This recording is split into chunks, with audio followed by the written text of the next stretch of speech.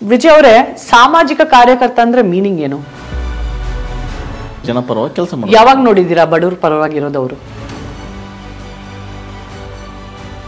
ಸಾಮಾಜಿಕ ಕಾರ್ಯಕರ್ತ ಅಂದ್ರೆ ಅಣ್ಣಾ ಹಜಾರೆ ಕರೀರಿ. ಎಲ್ಲಾ ಮೀಡಿಯಾದವ್ರಿಗೆ ರಿಕ್ವೆಸ್ಟ್ ಮಾಡ್ಕೊಳ್ತಾ ಇದ್ದೀನಿ, ನಿಮ್ಮನೆ ಹೆಣ್ಮಕ್ಳನ್ನ ಅವ್ರು ಹರಾಜ್ ಮಾಡಕ್ ಬಂದ್ರೆ ಇನ್ನ ನೀವು ಅವ್ರನ್ನ ಪ್ರಮೋಟ್ ಮಾಡ್ತೀರಾ? ಯಾರ್ರೀ ಅಧಿಕಾರ ಕೊಟ್ರು ನಿಮ್ಗೆ ನನ್ ಬಗ್ಗೆ ಮಾತಾಡ್ಲಿಕ್ಕೆ? ಕನ್ನಡ ಸಿನಿಮಾ ರಂಗದಲ್ಲಿ ಹೀರೋಗಳು 2 ದಶಕ 3 ದಶಕ 4 ದಶಕಗಳ ಕಾಲ ಇರ್ತಾರೆ, ಹೀರೋ ಆಗಿನೇ ಇರ್ತಾರೆ. ಆದರೆ ಹೀರೋಯಿನ್ ವಿಚಾರವಾಗಿ ಹೇಳೋದಾದರೆ ಅವ್ರಿಗೆ ವ್ಯಾಲಿಡಿಟಿ 5 ಇಯರ್ಸ್ 10 ಇಯರ್ಸ್. ಆದರೆ ಬರೋಬ್ಬರಿ 20 ವರ್ಷಗಳ ಕಾಲ ಇನ್ನೂ ಚಿತ್ರರಂಗದಲ್ಲಿ ಇದ್ದು ಆಕ್ಟಿವ್ ಆಗಿ ಒಂದಿಷ್ಟು ಸಿನಿಮಾಗಳನ್ನು ಮಾಡುವ ಮೂಲಕ ಸುದ್ದಿಯಾದಂಥವರು ಸಂಜನಾ ಗಲ್ರಾನಿ. ಸಂಜನಾ ಗಲ್ರಾನಿ ಅಂದ ತಕ್ಷಣ ನಿಮಗೆ ನೆನಪಾಗೋದು ಗಂಡ ಹೆಂಡತಿ ಸಿನಿಮಾ. ಅದಕ್ಕೂ ಮೊದಲು ಒಂದಿಷ್ಟು ಸಿನಿಮಾಗಳು ಮಾಡಿದರೂ ಕೂಡ ಆ ಸಿನಿಮಾದ ಮೂಲಕ ಚಾರ್ಮಿಗೆ ಬಂದರು.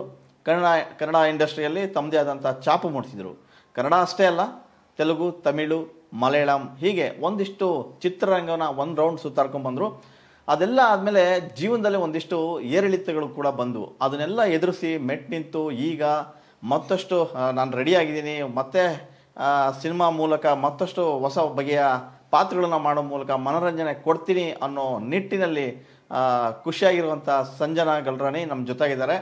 ಬನ್ನಿ ಅವ್ರ ಜೊತೆ ಒಂದಷ್ಟು ಮಾತಾಡೋಣ. ಅಂದ್ರೆ ಇಷ್ಟು ವರ್ಷದ ಲೈಫ್ ಹೇಗಿತ್ತು, ಈಗ ಮುಂದೆ ಇರ್ತಕ್ಕಂಥ ಜರ್ನಿ ಹೇಗಿದೆ, ಅದೆಲ್ಲ ಒಂದಿಷ್ಟು ಮಾತಾಡ್ತಾ ಹೋಗೋಣ. ನಮಸ್ಕಾರ ಮೇಡಮ್. ನಮಸ್ತೆ. ಹೇಗಿದ್ದೀರಿ? ಚೆನ್ನಾಗಿದ್ದೀನಿ. ಹೇಗೆ ನಡೀತಾ ಇದೆ ಲೈಫ್ ಈಗ? ಪರವಾಗಿಲ್ಲ, ತಿರ್ಗಾ ಸ್ವಲ್ಪ ಉಸಿರಾಡ್ತಾ ಇದೀವಿ. ಆಗಿದ್ದು ದೌರ್ಜನ್ಯ ಆಗಿರೋ ಒಂದು ಟಾರ್ಚರ್ ಸಹಿಸ್ಕೊಂಡಾದ್ಮೇಲೆ ತಿರ್ಗಾ ಬದುಕೆ ಜಟಕಾ ಬಂಡಿ ಅಂತ ಹೇಳ್ತಾರಲ್ಲ, ಸೊ ತಿರ್ಗಾ ಸಾಕ್ಸೋದಿಕ್ಕೆ ಜೀವನ ನಿಮ್ಮೆಲ್ಲರ ಮುಂದೆ ಬಂದಿದ್ದೀನಿ. ಹಿಂದೆ ಒಂದು ನಟಿಯಾಗಿ ಬಂದಿದೆ, ಒಂದು ಹುಡುಗಿಯಾಗಿ ಬಂದಿದೆ, ಈಗ ಒಂದು ಮಹಿಳೆಯಾಗಿ ಬಂದಿದ್ದೀನಿ, ಒಂದು ತಾಯಿಯಾಗಿ ಬಂದಿದ್ದೀನಿ, ಒಂದು ಹೆಂಡತಿಯಾಗೂ ಬಂದಿದ್ದೀನಿ. ಸಾಮಾನ್ಯವಾಗಿ ಹೀರೋಯಿನ್ಗಳಿಗೆ 5 ಇಯರ್ಸ್ ವ್ಯಾಲಿಡಿಟಿ ಅಂತ ಮಾತಿದೆ ಚಿತ್ರರಂಗದಲ್ಲಿ. ಇಲ್ಲ ಅವರು ಅತ್ತಿಗೆ ಆಗಿಬಿಡ್ಬೇಕು, ಇಲ್ಲ ಹೀರೋಯಿನ್ ನಂತರ ಅತ್ತಿಗೆ ಅಮ್ಮ ಈ ಥರದ ಪಾತ್ರಗಳಿಗೆ ಸೀಮಿತ ಆಗ್ತಾರೆ ಅನ್ನೋ ಮಾತು. ಬಟ್ ಸಂಜನಾ ಅವರು ತೆಲುಗುಗೆ ಹೋದರು, ತಮಿಳು, ಮಲಯಾಳಮ್ಮು, ಕನ್ನಡ ಹೀಗೆ 4 ಭಾಷೆಯ ಸಿನಿಮಾಗಳಲ್ಲೂ ಆ್ಯಕ್ಟಿವ್ ಆಗಿದ್ದರು. ಇದು ಹೇಗೆ ಸಾಧ್ಯ ಆಯಿತು? 55 ಮೂವೀಸ್ ಮಾಡಿದ್ದೀನಿ ನಾನು ನನ್ನ ಕರಿಯರಲ್ಲಿ. ಈಗ ಭಗವಂತನ ದಯೆಯಿಂದ 2 ಒಳ್ಳೆ ಪಿಕ್ಚರ್ಸ್ ನನ್ನ ರಿಲೀಸಲ್ಲಿದೆ. ಮಣಿಶಂಕರ್ ಅಂತ ವುಮೆನ್ ಸೆಂಟ್ರಿಕ್ ಫಿಲ್ಮ್ ತೆಲುಗುನಲ್ಲಿದೆ, ಆ್ಯಂಡ್ ಅದು ಭೋಜ್ಪುರಿನಲ್ಲೂ ಬಹುಶಃ ರಿಲೀಸ್ ಆಗುತ್ತೆ. ಬಿಕಾಸ್ ಭೋಜ್ಪುರಿಯಿಂದ ಒಂದು ಒಳ್ಳೆಯ ನಟಿ ಪಾಕಿ ಹೆಗ್ಡೆ ಅಂತಾನು ಮಣಿಶಂಕರಲ್ಲಿದ್ದಾರೆ. ಸೊ ಅದು ಒಂದು ಡ್ಯೂಯಲ್ ಲ್ಯಾಂಗ್ವೇಜ್ ಹೋಗೋದಕ್ಕೆ ನಾವಿಬ್ರು ಡ್ಯೂಯಲ್ ಜನ ಹೆಸರು ಮಾಡಿರೋರು ಡ್ಯೂಯಲ್ ಇಂಡಸ್ಟ್ರೀಸಲ್ಲಿ ಆಯ್ಕೆ ಮಾಡ್ಕೊಂಡಿದ್ದಾರೆ. ಆ್ಯಂಡ್ ಅದಿಲ್ಲದೆ ಕುಂಡರಾಂಡಿ ಆಫೀಸ್ ಅಂತ ಇನ್ನೊಂದು ಮಲಯಾಳಂ ಚಿತ್ರನೂ ನಾನು ಮಾಡ್ತಾ ಇದ್ದೀನಿ. ಈಗ ಮಂಜುಮಳ್ ಬಾಯ್ಸ್ ಅಂತ ಸೂಪರ್ ಹಿಟ್ ಸಿನಿಮಾ ಕೊಟ್ಟಿದ್ದ ಶ್ರೀನಾಥ್ ಬಾಷಿ ಅವರ ಜೊತೆ ಕುಂಡರಾಂಡಿ ಆಫೀಸ್ ಅಂತ IAS IPS ಆಫೀಸರ ಪಾತ್ರದಲ್ಲಿ ನಾನು ಕಾಣಿಸ್ಕೊಳ್ತೀನಿ. ಸೊ ಐ ಥಿಂಕ್ ನಮ್ಮ ಒಳ್ಳೆತನ ನಮ್ಮನ್ನು ಕಾಪಾಡುತ್ತೆ ಎಲ್ಲೋ ಒಂದು ಕಡೆ. 19 ವರ್ಷ ಆದ್ರೂ ನಾನು ಯಾವ ಕಲಾವಿದರ ಜೊತೆ ಕೆಲಸ ಮಾಡಿದ್ದೀನಿ, ಯಾವ ಪ್ರೊಡ್ಯೂಸರ್ಸ್ ಜೊತೆ, ಯಾವ ಡೈರೆಕ್ಟರ್ಸ್ ಜೊತೆ ಅವ್ರು ಏನೇ ನಮ್ಮ ಬಗ್ಗೆ ಕೇಳಿದ್ರು ನಾವು ವೈಯಕ್ತಿಕವಾಗಿ ಹೇಗಿರ್ತೀವಿ ಅಂತ ಅವ್ರಿಗೆ ತುಂಬ ಚೆನ್ನಾಗಿ ಗೊತ್ತು. ಬಿಕಾಸ್ ಒಂದು ಸಿನಿಮಾ ಮಾಡೋದಂದರೆ 2 ತಿಂಗಳು ಶೂಟಿಂಗ್ ಕಾಲ ನಾವೆಲ್ಲರ ಜೊತೆಗಿರ್ತೀವಿ. ಅದಾದಮೇಲೆ 6 ತಿಂಗಳು 1 ವರ್ಷ ಅದು ರಿಲೀಸ್ ಆಗೋ ಕಾಲ ನಾನು ಹೇಗೆ ಒದ್ದಾಡಿ ಕಷ್ಟಪಟ್ಟು ಅದನ್ನು ಪ್ರಮೋಟ್ ಮಾಡಿ ತುಂಬ ಮನ್ಸಾಣೆ ಅದನ್ನು ನನ್ನ ಸ್ವಂತ ಮಗುತನ ನಾನು ಪ್ರಮೋಟ್ ಮಾಡ್ತೀನಿ. ಯಾವುದಾದ್ರೂ ಒಂದು ಸಿನಿಮಾ ನಾನು ಸೈನ್ ಮಾಡಿದ್ರೆ ಇಲ್ಲಪ್ಪ ನನಗೆ ಬಂತಪ್ಪ ಇಷ್ಟು ಲಕ್ಷ ರೂಪಾಯಿ ಅದಕ್ಕೆ ನಾನು ಇದು ಮಾಡಿಬಿಟ್ಟೆ, ಈಗ ಐ ಡೋಂಟ್ ಕೇರ್ ಅಂತ ನಾನು ಡಿಸ್ಕನೆಕ್ಟ್ ಆಗಲ್ಲ. ನನಗೆ ಇಲ್ಲಾಂದರೆ ನಾನು ಸೈನೇ ಮಾಡಲ್ಲ. ನನಗೆ ಆ ಸ್ಕ್ರಿಪ್ಟ್ ಮೇಲೆ ಆ ಜನರ ಮೇಲೆ ನಂಬಿಕೆ ಇಲ್ಲ, ನನಗೆ ಆ ಜನ ಇಷ್ಟ ಇಲ್ಲ ಅಂದರೆ ನನಗೆ ನೆಮ್ಮದಿ ಅನ್ನೋದು ತುಂಬ ಇಷ್ಟ. ಸೊ ನಾನು ಆ ಸೆಟ್ಟಿಗೆ ಹೋಗಲ್ಲ, ನಾನು ಅದು ಸೈನೇ ಮಾಡಲ್ಲ, ಅದು ಎಷ್ಟಾದರೂ ಲಕ್ಷ ನನಗೆ ಕೊಟ್ಬಿಡಿ. So I am very choosy. But at the same time ನಾನು ಸಿನಿಮಾ ಆಯ್ಕೆ ಮಾಡಿಕೊಂಡ್ರೆ ನಿಜಕ್ಕೂ ಅದಕ್ಕೆ ನಾನು ಹಾರ್ಟ್ ಆ್ಯಂಡ್ ಬ್ಲಡ್ಡೇ ಕೊಡ್ತೀನಿ. Right? So I think that is what keeps you in the industry. Because ಅವ್ರಿಗೆ ಗೊತ್ತು ಇವರು ಎಷ್ಟು ಡೆಡಿಕೇಟೆಡ್ ಆರ್ಟಿಸ್ಟ್ ಅಂತ ಅವ್ರಿಗೆ ಗೊತ್ತಾಗ್ಬಿಡುತ್ತೆ. ಇವರು ನಿಜಕ್ಕೂ ಸಿನಿಮಾ ರಿಲೀಸ್ ಆಗಿ ಅದಾದಮೇಲೂ ಪ್ರಮೋಷನ್ ಇದ್ರೂ ಸಹಕರಿಸ್ತಾರೆ ಅಂತ ಪ್ರೊಡ್ಯೂಸರ್ಸ್ಗೂ ಡೈರೆಕ್ಟರ್ಸ್ಗೂ ಗೊತ್ತಿದೆ. ಓಕೆ. ಕಳೆದ 3-4 ವರ್ಷದಿಂದ ಸಂಜನಾ ಅವರ ಸುದ್ದಿ ತುಂಬ ಜೋರಾಗಾಯಿತು. ಅದಾದ ಬಳಿಕ ಮತ್ತೆ ಸಂಜನಾ ಸೈಲೆಂಟ್ ಆದರು. ಇದರ ನಡುವೆ ಒಂದಿಷ್ಟು ಮಾತುಗಳು ಕೇಳಿಬಂದು ಸಿನಿಮಾ ಇಂಡಸ್ಟ್ರಿಯಲ್ಲಿ. ಆದರೂ ಎಲ್ಲರ ಮಾತುಗೂ ಒಂದು ದಿನ ಒಂದು ಉತ್ತರ ಕೊಡುವಂಥ ಕಾಲ ಬರುತ್ತೆ ಅಂತ ನೀವು ಹೇಳ್ತಾ ಇದ್ರಿ. ಸೊ ಆ ಕಾಲ ಈಗ ಬಂದಿದೆ ಅನಿಸುತ್ತೆ. ಖಂಡಿತವಾಗ್ಲೂ ನನಗೆ ನೀವೆಲ್ಲರೂ 1 year ಬ್ಯಾಕ್ 2 year ಬ್ಯಾಕ್ ಅಥವಾ 6 months ಬ್ಯಾಕ್ ಇಂಟರ್ವ್ಯೂ ಕೊಡಿ ಸಂಜನಾರವ್ರೆ ಅಂತ ಕೇಳೋರು. ತೊಡೆನಲ್ಲಿ ಮುದ್ದಾದ ಚಿಕ್ಕ ಮಗು, ಈಗ 2 ವರ್ಷ ಆಗಿದ್ದಾನೆ, ಅಟ್ಲೀಸ್ಟ್ ಓಡಾಡ್ತಾ ಇದ್ದಾನೆ, ಅವ್ನಿಗೆ ಅರ್ಥ ಆಗ್ತಾಯಿದೆ, ಮಮ್ಮಿ ಕೆಲಸ ಮಾಡ್ತಿದ್ದಾರೆ, ಸ್ವಲ್ಪ ಅರ್ಥ ಆಗ್ತದೆ, ಅಷ್ಟು ಚಿಕ್ಕ ಮಗು ಇಟ್ಕೊಂಡಿದ್ದೀನಿ. ಡಿಪ್ರೆಷನ್ನಿಂದ ಒಳಗಾಗಿ ಇನ್ನೂ ಸ್ವಲ್ಪ ರಿಕವರ್ ಆಗ್ತಾ ಇದ್ದೀನಿ, ಮಾನಸಿಕವಾಗಿ ತುಂಬ ಹಿಟ್ಟಾಗಿದ್ದೀನಿ ಆ ಒಂದು ಸ್ಯಾಂಡಲ್ವುಡ್ ಡ್ರಗ್ ಕೇಸಲ್ಲಿ ಎಳೆದ್ಬಿಟ್ಟು ನನ್ನ ಹರಾಜು ಮಾಡಿದ್ದಕ್ಕೆ. ಆ್ಯಂಡ್ ಅದಿಲ್ಲದೆ ಇನ್ನೂ ನನಗೆ ಒಂದು ದಾರಿ ಕಾಣಿಸ್ತಾ ಇಲ್ಲ. ಈಗ ಅರ್ಜೆಂಟಾಗಿ ನಾನು ಸಿನಿಮಾಸ್ ಮಾಡಬೇಕಾ, ಆ್ಯಂಡ್ ಎಲ್ಲನೂ ಒಂದು ಆರ್ಗನೈಸ್ಡ್ ಪ್ಲ್ಯಾನಿಂಗ್ ಜೊತೆ ನಾವು ಮಾಡಬೇಕು. ಸುಮ್ಮನೆ ನಾವು ಏನು ಅಜೆಂಡಾ ಇಲ್ಲದೆ ನಾವು ಏನೂ ಮಾಡಬಾರ್ದು. ಸೊ ಎಲ್ಲದಕ್ಕೂ ಒಂದು ಕರೆಕ್ಟ್ ಸಮಯ ಈಗ ಬಂದಿದೆ, ಹಾಗಾಗಿ ನಿಮ್ಮ ಜೊತೆ ಕೂತ್ಕೊಂಡ್ಬಿಟ್ಟು ಈಗ ಇಂಟರ್ವ್ಯೂ ಮಾಡ್ತಾಯಿದ್ದೀನಿ. ಓಕೆ, ಈಗ ಹೇಳಿದ್ರಿ ಸ್ಯಾಂಡಲ್ವುಡ್ ಏನು ಡ್ರಗ್ಸ್ ಪ್ರಕರಣ ಜೋರಾಗಿ ಸೌಂಡ್ ಕೇಳಿಬರ್ತು. ಎಲ್ಲೋ ಒಂದು ಕಡೆಗೆ ಸಂಜನಾ ಆ ತಪ್ಪು ಮಾಡಿಲ್ಲ ಅನ್ನೋ ಇಷ್ಟು ಜನ ವರ್ಗ ಮಾತಾಡ್ತಾ ಇದ್ರೆ, ಒಂದಿಷ್ಟು ಜನ ತಪ್ಪು ಮಾಡಿರೋದಕ್ಕೆ ಈ ಥರದ ಆಯಿತು ಅನ್ನೋದು. ಸೊ ಎಲ್ಲೋ ಸಂಜನನ ಟಾರ್ಗೆಟ್ ಮಾಡಿದ್ರು ಅಂತ ಅನಿಸ್ತಾ? ಟಾರ್ಗೆಟೇ ಮಾಡಿದ್ರು. ಸೊ ಪರ್ಸ್ನಲ್ ಆಗಿ ದ್ವೇಷ ತೀರಿಸ್ಕೊಳ್ಳೋದಕ್ಕೆ ಇನ್ನೊಬ್ಬ ಅರೆಸ್ಟ್ ಆಗ್ತಾನೆ. ನನ್ನ ರಕ್ಷಾಬಂಧನಲ್ಲಿ ನಾನು ಅವನ್ನ ಬ್ರದರ್ ಅಂತ ಮಾಡಿಕೊಂಡು ನಾನು ಅವ್ನಿಗೆ ರಾಖಿ ಹಾಕಿರ್ತೀನಿ. ರಿಯಲ್ ಎಸ್ಟೇಟಿಗೆ ನಾನು ಅವ್ರಿಗೆ ಲಕ್ಷಾಂತರ ರೂಪಾಯಿ ನಾನು ಕಷ್ಟಪಟ್ಟಿರೋ ಹೀರೋಯಿನ್ ಕೆಲಸ ಮಾಡಿ ದುಡ್ದಿರೋ ದುಡ್ಡು, ನಮ್ಗೆ ದಿನಾಗ್ಲೂ ಶೂಟಿಂಗ್ ಇರಲ್ಲ, ನಾವು ಹೀರೋಯಿನ್ಸ್ ಆಗಿದ್ರೆ ಯಾವತ್ತೋ ಒಂದ್ಸಲ ಇರುತ್ತೆ, ಅದೇ ಆ ಕಷ್ಟಪಟ್ಟಿರೋ ದುಡ್ಡು ನನಗೋಸ್ಕರ ಸೇವ್ ಮಾಡ್ಕೊಂಡಿರೋ ದುಡ್ಡು ನಾನು ಅವನಿಗೆ ಕೊಟ್ಟಿರ್ತೀನಿ. ಆ್ಯಂಡ್ ಅವನಿಗೆ ಈಗ ಅವ್ನ ನಿಯತ್ ಬದಲಾಗಿ he does not want to return the money. ಕೊಡ್ತೀನಿ ನಿನಗೆ, ಎಲ್ಲೇ ಹೋಗ್ತೀನಿ ಅಂತ ಏಕವಚನದಲ್ಲಿ ಮಾತಾಡೋನು. ಎಲ್ಲೇ ಓಡೋಗ್ತೀನಿ ನಾನು, ಎಲ್ಲೇ ಓಡೋಗ್ತೀಯ ನೀನು, ಏನು ಸತ್ತೋಗ್ತೀನ ನಾನು, ಈ ರೇಂಜಿಗೆ ಮಾತಾಡ್ತಾ ಇದ್ದ. ಹೆಲ್ಪ್ ಮಾಡಿದ್ರು, ಪೂರ್ತಿಯಾಗಿ ಹೆಲ್ಪ್ ಮಾಡಿದ್ರು ಸಂಪೂರ್ಣವಾಗಿ.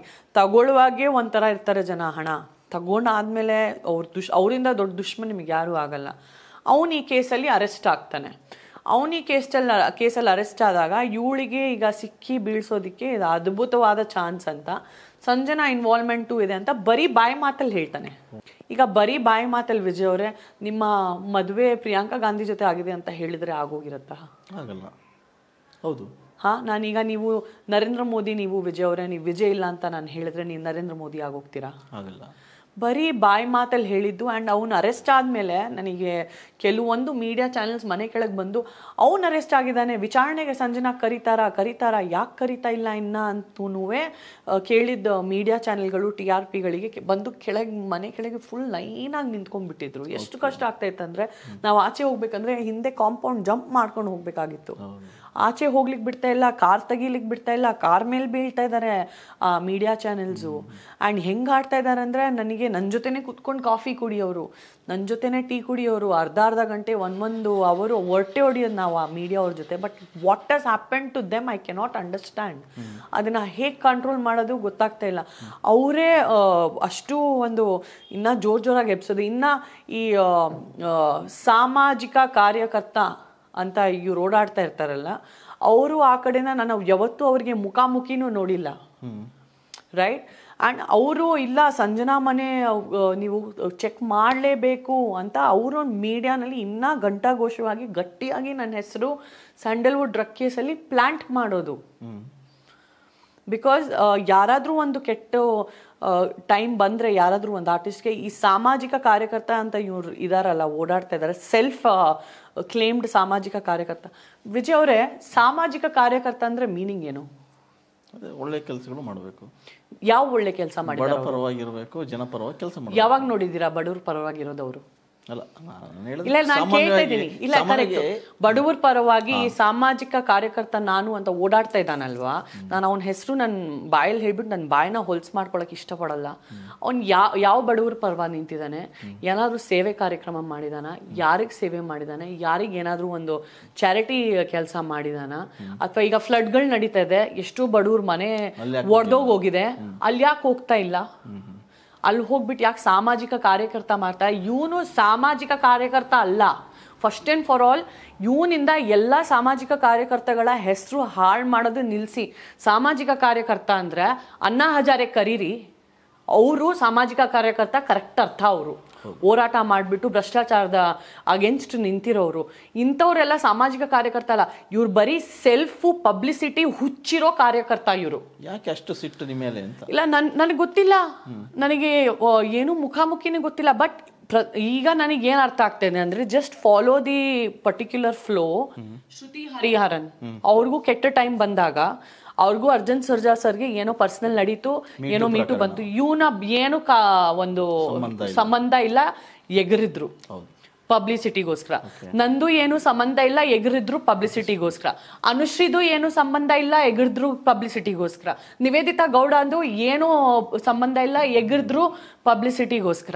ಎಲ್ಲಾ ಹೆಣ್ಮಕ್ಳನ್ನೇ ಹರಾಜು ಮಾಡಕ್ ಬರ್ತಾನೆ ಇವನು.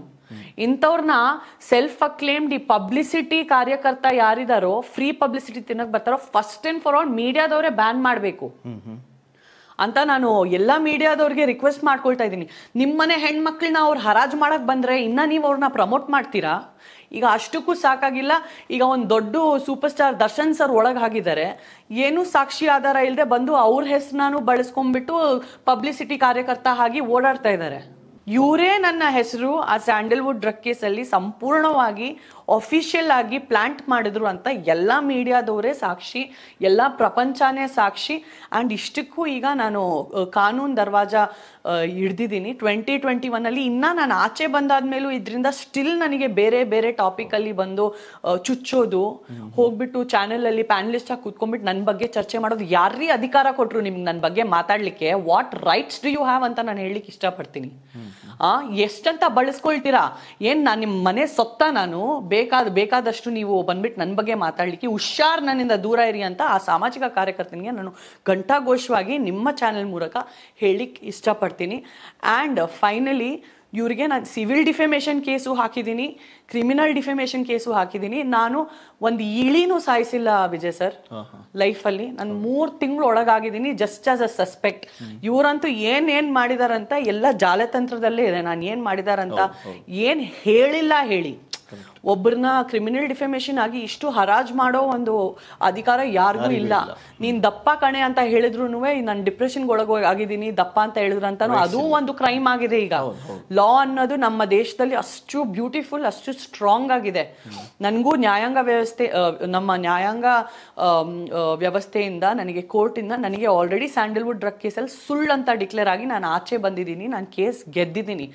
ಅದೇ ರೀತಿ ನಾನು ಕ್ರಿಮಿನಲ್ ಡಿಫೆಮೇಷನ್ ಗೆದ್ದು ಇವರಿಗೆ ನಾನು ಜೈಲ್ ಕಳಿಸೋ ತನಕನೂ ನಾನಂತೂ ಬಿಡಲ್ಲ. ಓಕೆ, ಡ್ರಗ್ಸ್ ಪ್ರಕರಣದಲ್ಲಿ ವಿನಾಕಾರಣ ನನ್ನನ್ನು ಒಂದಿಷ್ಟು ಟಾರ್ಗೆಟ್ ಮಾಡಿದರು, ನನ್ನನ್ನು ಜೈಲಲ್ಲಿ ಇರೋ ಹಾಗೆ ಮಾಡಿದ್ರು ಅಂತೆಲ್ಲ ಹೇಳಿದ್ರಿ. ಈಗ ಕೋರ್ಟ್ ಕ್ಲೀನ್ ಚಿಟ್ ಕೊಡ್ತು. ಸೊ ಅದಾದಮೇಲೆ ಒಂದಿಷ್ಟು ನೋವು ಇದ್ದೇ ಇರುತ್ತೆ. ಒಂದಿಷ್ಟು ನೋವಿಲ್ಲ, ನನಗೆ ಎಷ್ಟು ನೋವಿದೆ ಅಂದರೆ ವಿಜಯ್ ಅವರೇ, ನನಗೇನೋ ನೆನ್ನೆ ಬೆಳಗ್ಗೆನೇ ಎಲ್ಲ ಆಗಿದೆ ಅಂತ ನನಗೆ ಅಷ್ಟು ಮನಸ್ಸಲ್ಲಿ ನೋವಿದೆ. 19 ವರ್ಷ ನಾನು ಕೆಲಸ ಮಾಡಿ ಬೆಳೆದಿರೋದು, ನಾನು ಚೆನ್ನಾಗಿರ್ಬೇಕು. ಮನುಷ್ಯನ್ಗೆ ನೋಡಿ ಪಾಕೆಟಲ್ಲಿ 100 ರೂಪಾಯಿ ಇರಲಿ, ಅವನ ಸ್ವಾಭಿಮಾನ ಎಷ್ಟು ಮೌಲ್ಯ ಹೇಳಿ, ಅಮೂಲ್ಯ ಅದು. ಸೆಲ್ಫ್ ರೆಸ್ಪೆಕ್ಟು, ಜನ ಕೊಡೋ ಮರ್ಯಾದೆಗೆ, ಪ್ರೀತಿಗೆನೆ ನಾವು ಬದುಕೋದು. ಇವಳು ಇಂಥವಳು ಅಂತ ಅನ್ನಿಸ್ಕೊಳ್ಳೋದಿಕ್ಕೆ ನಾನು ಇಷ್ಟು ಕಷ್ಟಪಟ್ಟು ನನ್ನ ಹೆಸರು ಮಾಡಿಲ್ಲ. ತುಂಬಾ ಕಷ್ಟಪಟ್ಟಿದ್ದೀನಿ ನಾನು. ನನಗೆ ಸಿನಿಮಾ ಹಿಟ್ ಆದ್ರೂ ಫ್ಲಾಪ್ ಆದ್ರೂ ಏನೇ ಆದ್ರೂ ನಾನಂತೂ ಇನ್ನೂ ಒಂದು ಮೂವಿ ಮಾಡಲೇಬೇಕು ಅಂತ ಎಷ್ಟು ಡಯಟ್ಗಳು ಮಾಡಿ, ಯೋಗ ಮಾಡಿ, ಸಣ್ಣ ಆಗಿ ಸಣ್ಣಕ್ಕೆ ನನಗೆ ನಾನೇ ಮೇಂಟೈನ್ ಮಾಡಿಕೊಂಡು ತುಂಬ ಕಷ್ಟಪಟ್ಟಿದ್ದೀನಿ ನಾನು ಫಿಲ್ಮ್ ಇಂಡಸ್ಟ್ರಿನಲ್ಲಿ ಕಂಟಿನ್ಯೂ ಆಗೋದಿಕ್ಕೆ. ಬಟ್ ಎಲ್ಲೋ ಒಂದು ಕಡೆ ಇಷ್ಟೆಲ್ಲ ಆಗೋಗಿದೆ. ಆಗಿದ್ದನ್ನ ಯಾರೂ ಬದಲಾವಣೆ ಮಾಡಲಿಕ್ಕೆ ಆಗಲ್ಲ. ಬಟ್ ಇನ್ನು ಮುಂದೆ ಆಲ್ರೆಡಿ ನನಗೆ ಕನ್ನಡದಲ್ಲೂ ಲಾಸ್ಟ್ 1 ವೀಕ್ 10 ಡೇಸಿಂದ ದೊಡ್ಡ ಪ್ರೊಡ್ಯೂಸರ್ ಎನ್ ಕುಮಾರ್ ಸರ್ ಕಡೆಯಿಂದನೂ ಕರೆ ಬಂದಿದೆ. ಸೊ ತುಂಬ ಒಳ್ಳೆ ಚಿತ್ರಗಳು ಆಫರ್ಸ್ ಬರ್ತಾ ಇದೆ. ಸೊ ನಾನು ಒಳ್ಳೆ ಚಿತ್ರ ಮಾತ್ರ ಮಾಡೋದು. ಸೊ ಹಾಗಾಗಿ ಈಗ ನಾನು ನರೇಶನ್ಗೋಸ್ಕರ ಕಾಯ್ಕೊಂಡಿದ್ದೀನಿ. ಓಕೆ, ಮತ್ತೆ ಈಗ ಕೋರ್ಟಿಂದ ಕ್ಲೀನ್ ಚಿಟ್ಟಾಗಿ ನಿರಾಳತೆನ ಕಂಡುಕೊಂಡು, ಅಂದರೆ ನೀವೇ ಹೇಳಿದ್ರಿ ಆ ನೋವು ಇದ್ದೇ ಇರುತ್ತೆ, ಆ ನೋವು ಎಲ್ಲೂ ಹೋಗೋದಿಲ್ಲ, ಅಂದರೆ ಕೊನೆ ತನಕ ಇದ್ದೇ ಇರುತ್ತೆ. ಸೊ ಜಗತ್ತಿಗೆ ಗೊತ್ತಾಗುತ್ತೆ ಯಾರು ಏನು ಅಂತ. ಕೋರ್ಟ್ಗಿಂತ ದೊಡ್ಡದು ಯಾವುದಿಲ್ಲ. ಕೋರ್ಟಲ್ಲೇ ನಿಮಗೆ ತೀರ್ಪು ಬಂದಾಯಿತು. ಅದಾದಮೇಲೆ ಮುಂದೆ ಈಗ ನಿಮ್ಮ ಕಾರ್ಯಚಟುವಟಿಕೆಗಳು ಶುರು ಮಾಡ್ಕೊಂಡ್ರಿ. ನೀವು 3 ತಿಂಗಳು ಏನು ಜೈಲಲ್ಲಿದ್ದಲ್ಲ, ಅವಾಗಿನ ಸಂಜನಾ ಮನಸ್ಥಿತಿ ಹೇಗಿತ್ತು ಅಂತ? ನಾನು ಫಸ್ಟ್ ನನಗೆ ಮನೆಯಿಂದ ಅರೆಸ್ಟ್ ಮಾಡ್ಕೊಂಡು ಹೋದಾಗ ನನ್ನ ವಿಚಾರಣೆನೂ ಸ್ಟಾರ್ಟ್ ಆಗಿಲ್ಲ ವಿಜಯ್ ಸರ್. ಆಚೆ ಏನ್ ಪರದಾಡ್ತಾ ಇದೆ, ನಾನು ಶಾಕಲ್ಲಿದ್ದೀನಿ. ನನ್ನ ಮನೆ ಕಂಪ್ಲೀಟ್ ಆಗಿ ಬಂದ್ಬಿಟ್ಟು ಫ್ರಿಸ್ಕ್ ಮಾಡಿದ್ದಾರೆ. ಇಲ್ಲ, ವಿಚಾರಣೆಗೆ ಬನ್ನಿ, ನಿಮಗೆ ಗೊತ್ತಿರೋರು ಅಲ್ಲಿ ಜೈಲ್ ಪಾಲಾಗಿದ್ದಾರೆ, ವಿಚಾರಣೆಗೆ ಬನ್ನಿ. ಈ ರಕ್ಷಾಬಂಧನಲ್ಲಿ ರಾಖಿ ಕಟ್ಟಿರೋ ನನ್ನ ರಾಖಿ ಬ್ರದರು ಜೈಲ್ ಪಾಲಾಗಿದೆ, ನಾನು ವಿಚಾರಣೆಗೆ ಬನ್ನಿ. ವಿಚಾರಣೆಗೆ ಹೋದ್ರೆ ಎಲ್ಲ ಉಲ್ಟಾ ಪುಲ್ಟಾ ಪ್ರಶ್ನೆಗಳು, ಅವ್ರ ಬಗ್ಗೆ ಏನು ಗೊತ್ತು, ಇವ್ರ ಬಗ್ಗೆ ಏನು ಗೊತ್ತು ಆಯ್ತು, ಅದು ನೀವು ತಿಳ್ಕೊಳ್ಳೋದು ನಿಮ್ಮ ಕೆಲಸ. ನನಗೆ ಅವ್ರ ಬಗ್ಗೆ ಏನು ಗೊತ್ತು, ನಿಮಗೆ ಯಾಕೆ? ನನಗೆ ಬರೀ ಅವರು ವೇದಿಕೆ ಮೇಲೆ ಸಿಗ್ತಾರೆ. ದೊಡ್ಡ ದೊಡ್ಡ VVIPಗಳ ಹೆಸರು ಕೇಳೋದು, ದೊಡ್ಡ ದೊಡ್ಡ ರಾಜಕೀಯಲ್ಲಿರೋರ ಹೆಸರು ಕೇಳೋದು ಆಯ್ತು, ನನಗೆ ಇದಕ್ಕೆಲ್ಲ ಸಂಬಂಧನೇ ಇಲ್ಲ ಸರ್. ನನಗೆ ಮನೆಗೆ ಹೋಗಕ್ಕೆ ಬಿಡಿ. ನಾನು ನನ್ನ ಚೌಕಟ್ಟಲ್ಲಿ ಬದುಕೋ ಒಂದು ಹುಡುಗಿ, ನಾನಾಯ್ತು, ನನ್ನ ಪರಿವಾರ ಆಯಿತು. ಇಲ್ಲ ನೀವು ಕೋಆಪ್ರೇಟ್ ಮಾಡ್ತಾ ಇಲ್ಲ, ಕುತ್ಕೊಳ್ಳಿ 5 ನಿಮಿಷ ಅಂತ 5 ನಿಮಿಷ ಕುತ್ಕೊಂಡಾದ್ಮೇಲೆ ಅಲ್ಲೇ ಮಾನಿಟರ್ ಮೇಲೆ ಸಂಜನಾ ಗಲ್ರಾನಿ ಅಂಡರ್ ಅರೆಸ್ಟ್. ಬರ್ತಾ ಇತ್ತು ಎಲ್ಲ ಕಡೆ. ನನ್ನ ಮೊಬೈಲ್ಗಳು ಹೋಯ್ತು, ನನ್ನ ತಾಯಿ ಮೊಬೈಲು ತಗೊಂಡ್ರು, ನನ್ನ ಮನೆಯಲ್ಲಿರೋ ಕಂಪ್ಯೂಟರ್ಗಳು ತಗೊಂಡ್ಬಿಟ್ರು, 10 ವರ್ಷದ ಡೇಟಾ ಅವ್ರು ರಿಟ್ರೀವ್ ಮಾಡಿದ್ರು. ಓಕೆ, ಯಾರಿಗೆ ಇಮೇಲ್ಸ್ ಹೋಗಿದೆ, ಏನು ಬ್ಯಾಂಕ್ ಡೀಟೇಲ್ಸ್ ಇದೆ. ನಾನು ನಿಮಗೆ 1 ರೂಪಾಯಿನೂ ಕಳಿಸಿದ್ರೆ, ನೀವು ನನಗೆ 1 ರೂಪಾಯಿನೂ ಕಳಿಸಿದ್ರೆ ಅದು ಅವ್ರಿಗೆ ಗೊತ್ತು. SMS ಗಳು, ವಾಟ್ಸಪ್ಗಳು, ಕಾಲ್ಸ್ಗಳು ಎಲ್ಲ ರಿಟ್ರೀವ್ ಮಾಡಿದ್ರು. ಅವ್ರ ಟೆಕ್ನಾಲಜಿ ತುಂಬ ಅದ್ಭುತ ಇದೆ, ಏನೂ ಸಿಕ್ಕಿಲ್ಲ. ಓಕೆ.